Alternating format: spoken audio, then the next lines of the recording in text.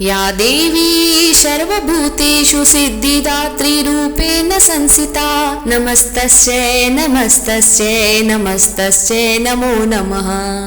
अर्थात हे माँ सर्वत्र विराजमान और माँ सिद्धिदात्री के रूप में प्रसिद्ध अम्बे, आपको मेरा बार बार प्रणाम है या आपको मेरा बारंबार प्रणाम है। हे माँ मुझे अपनी कृपा का पात्र बनाओ। सिद्धिदात्री माँ के कृपा पात्र भक्त के भीतर कोई ऐसी कामना शेष ही नहीं है जिससे वह पूर्ण करना चाहे। वह सभी सांसारिक इच्छाओं, आवश्यकताओं और स्पृहाओं से ऊपर उठकर मानसिक रूप से माँ भगवती के दिव्य लोकों में विचरण करता हुआ उनके कृपा रस पीयूष का निरंतर पान करता हुआ विषय भोग शून्य हो जाता है। माँ भगवती का परम सानिध्य ही उसका सर्वस्व हो जाता है। इस परम पद को पाने के बाद उसे अन्य किसी वस्तु की आवश्यकता नहीं रह जाती। माँ के चरणों का यह सानिध्य प्राप्त करने के लिए हमें निरंतर नियम निष्ठ रहकर उनकी उपासना करनी चाहिए। माँ भगवती का स्मरण, ध्यान, पूजन हमें इस संसार की असारता का बोध कराते हुए वास्तविक परम शांतिदायक अमृत पद की ओर ले जाने वाला है। इनकी आराधना से जातक को हर तरह की सिद्धि प्राप्त होती है। आज के युग में इतनी कठिन तप कोई नहीं कर सकता, लेकिन अपनी शक्ति अनुसार जब तक पूजा अर्चना करे तो माँ की कृपा का पात्र बन सकता है। प्रत्येक सर्वसाधारण के लिए आराधना योग्य यह श्लोक सरल और स्पष्ट है।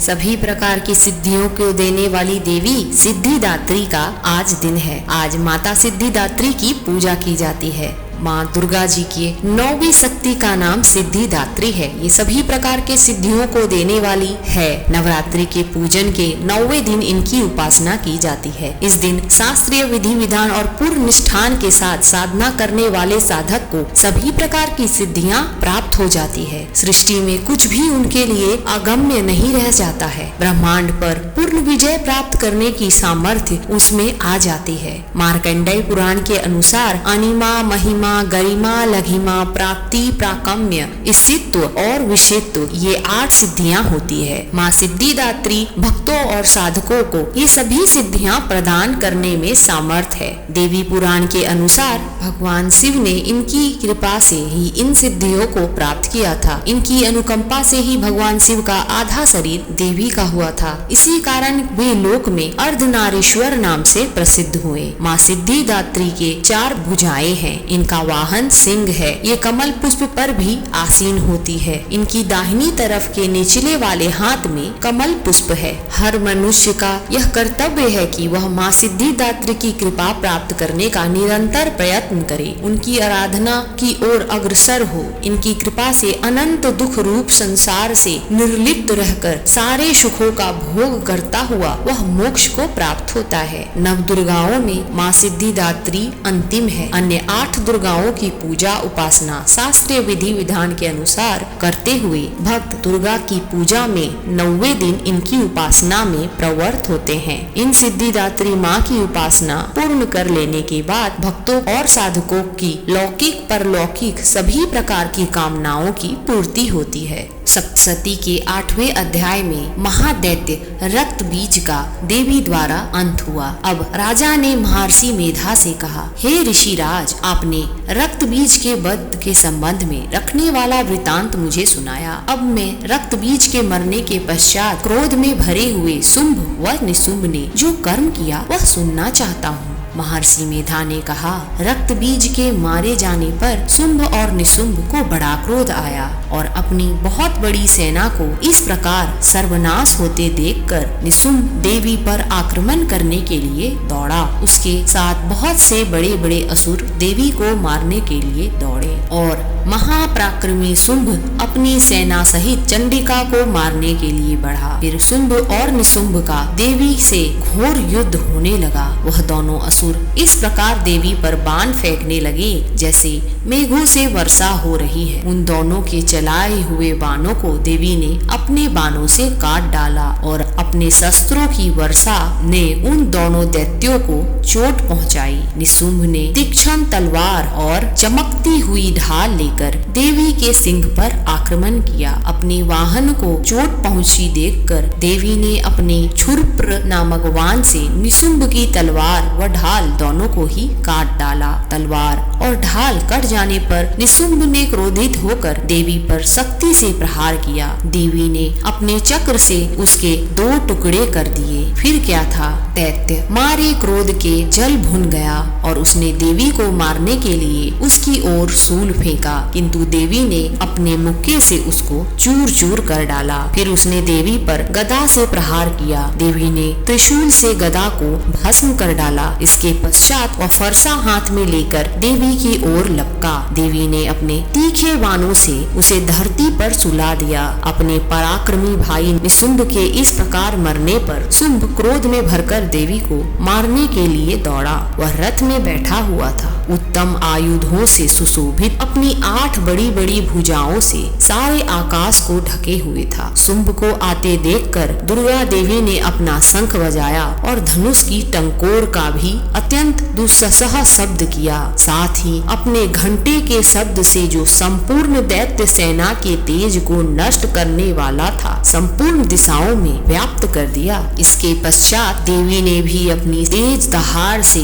जिसे सुन बड़े बड़े बलवानों का मद चूर चूर हो जाता था, आकाश, पृथ्वी और 10 दिशाओं में पूरित कर दिया। फिर आकाश में छलक कर काली ने अपने दांतों तथा हाथों को पृथ्वी पर पटका। उसके ऐसा करने से ऐसा शब्द हुआ जिससे कि उससे पहले के सारे शब्द शांत हो गए। इसके पश्चात शिवदूती ने असुरों के लिए भय उत्पन्न करने वाला अट्टहास किया, जिसे सुनकर दैत्य थर्रा उठे और यह देख दैत्य शुंभ को बड़ा क्रोध हुआ। फिर अंबिका ने उसे अरे दुष्ट, खड़ा रह कहा तो आकाश से सभी देवता जय हो बोल उठे। शुंभ ने वहां आकर ज्वालाओं से युक्त एक अत्यंत भयंकर शक्ति छोड़ी, जिसे आते देखकर देवी ने अपनी महोलका नामक शक्ति से काट डाला। हे राजन, फिर शुंभ के सिंहनाद से तीनों लोग व्याप्त हो गए। उसकी प्रतिध्वनि से ऐसा घोर शब्द हुआ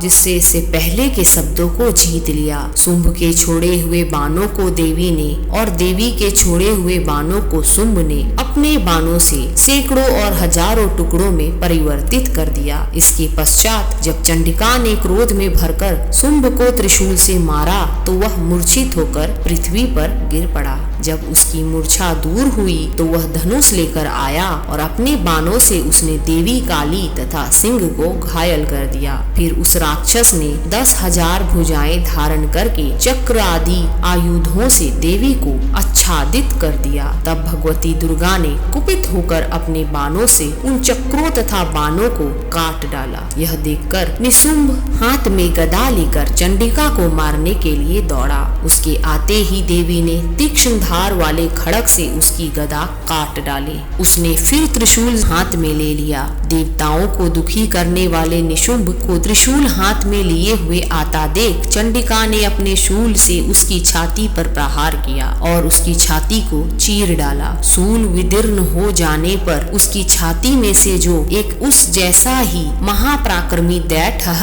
ठहर जा कहता हुआ निकला। उसको देखकर देवी ने बड़े जोर से ठहाका लगाया। अभी वह निकलने भी नहीं पाया था कि उसका सिर अपनी तलवार से काट डाला। सिर के काटने के साथ ही वह पृथ्वी पर गिर पड़ा। तदंतर सिंह दहाड़ कर असुरों का भक्षण करने लगा और काली शिवदूती भी राक्षसों का रक्त पीने लगी। कौमारी की शक्ति से कितने ही महादैत्य नष्ट हो गए। ब्रह्मा जी के कमंडल के जल से कितने ही असुर समाप्त हो गए। कितने ही महादैत्य महेश्वरी के त्रिशूल से विदीर्ण होकर पृथ्वी पर गिर पड़े और बराही के प्रहारों से छिन्न भिन्न होकर धाराशायी हो गए। वैष्णवी ने भी अपने चक्र से बड़े बड़े महापराक्रमियों का कचुम्बर निकालकर उन्हें यमलोक में भेज दिया और इंद्री ने कितने ही महाबली राक्षस के टुकड़े टुकड़े कर दिए। कई दैत्य मारे गए, कई भाग गए। कितने ही काले शिवदूती और सिंह के ग्रास बन गए। महर्षि मेधा ने कहा, हे राजन, अपने प्राणों से प्यारे निशुंभ भाई को मरा हुआ तथा सेना को नष्ट हुई देखकर क्रोध में भरकर दैत्यराज शुंभ कहने लगा, दुष्ट दुर्गे, तू अहंकार से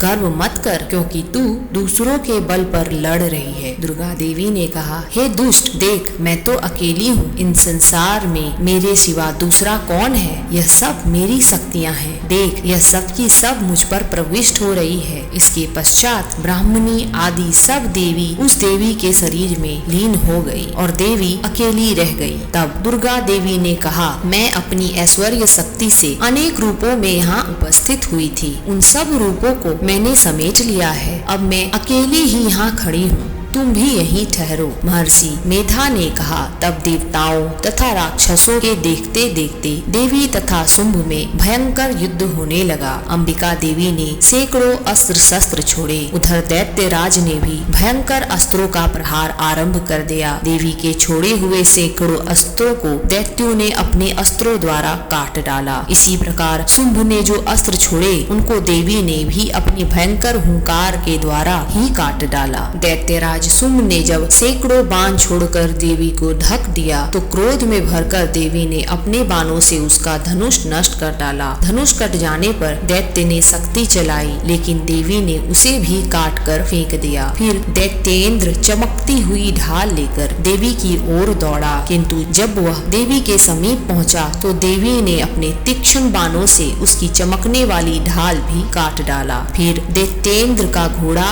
मर गया, रथ टूट गया, सारथी मारा गया। तब वह भयंकर मुद्रा लेकर देवी पर आक्रमण करने के लिए चला, किंतु देवी ने अपने तीक्ष्ण बाणों से उसके मुद्र को भी काट दिया। इस पर दैत्य ने क्रोध में भरकर देवी की छाती में बड़े जोर से एक मुक्का मारा। दैत्य ने जब देवी को मुक्का मारा तो देवी ने उसकी छाती में एक जोर का थप्पड़ मारा। थप्पड़ खाकर पहले तो दैत्य पृथ्वी पर गिर पड़ा, किंतु तुरंत ही वह उठ खड़ा हुआ। फिर वह देवी को पकड़कर आकाश की ओर उछला और वहां जाकर दोनों में युद्ध होने लगा। वह युद्ध ऋषियों और देवताओं को आश्चर्य में डालने वाला था। देवी आकाश में दैत्य के साथ बहुत देर तक भयंकर युद्ध करती रही। फिर देवी ने उसे आकाश में घुमाकर पृथ्वी पर गिरा दिया। दुष्ट आत्मा दैत्य पुनः उठकर देवी को मारने के लिए दौड़ा। तब उसको अपनी ओर आता हुआ देखकर देवी ने उसकी छाती विदीर्ण करके उसको पृथ्वी पर पटक दिया। देवी के त्रिशूल से घायल हो जाने पर उस दैत्य के प्राण पखेरु